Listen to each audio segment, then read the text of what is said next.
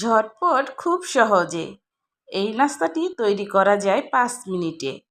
আর এটা দেখতে যেমন লোভনীয়, খেতেও অতুলনীয়। বাচ্চাদের টিফিনে বা বিকেলের নাস্তায় খেতে কিন্তু ভীষণ মজার হয়ে থাকে। তো আমি কিভাবে তৈরি করি এখন আপনাদের সাথে শেয়ার করছি।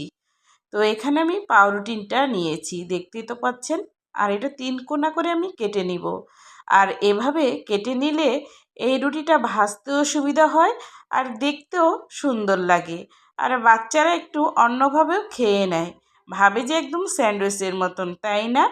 কিন্তু এটা আমি কিভাবে তৈরি করছি এখন আপনাদের সাথে শেয়ার করব।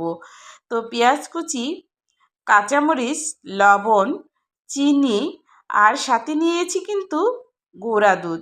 আপনারা চাইলে লিকুইডটাও নিতে পারেন, তবে গুঁড়া দুধটা আমি দিই এই কারণে যেন ডিমের ঘনত্বটা ঠিক থাকে, এর জন্য।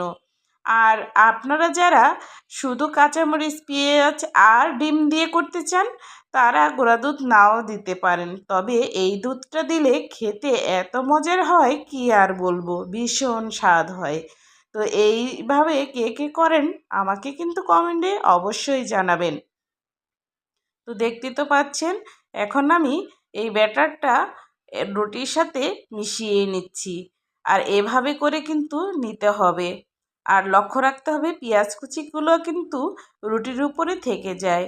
এটা ভাজার সময় যদি মচমচে হয়ে যায় তাহলে খেতে কিন্তু ভীষণ মজার লাগে।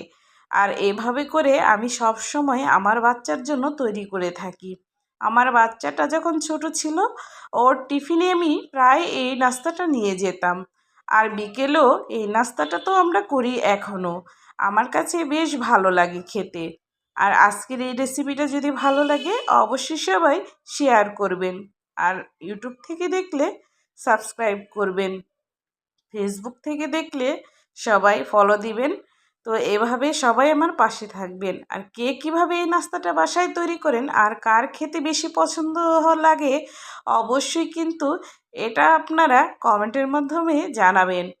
আর এই নাস্তাটি কিন্তু অনেক লোভনীয় আর খেতেও ভীষণ মজার হয়ে থাকে। তো বাসায় যদি মেহমান চলে আসে ঝটপট এরকম একটা নাস্তা বানিয়ে তাদের সামনে কিন্তু দিতে পারেন। মাশাল্লাহ, দেখতে কিন্তু অনেক লোভনীয় লাগছে আর খেতেও কিন্তু দারুণ ছিল। আজকে এ পর্যন্তই, সবাই ভালো থাকবেন। আল্লাহ হাফেজ।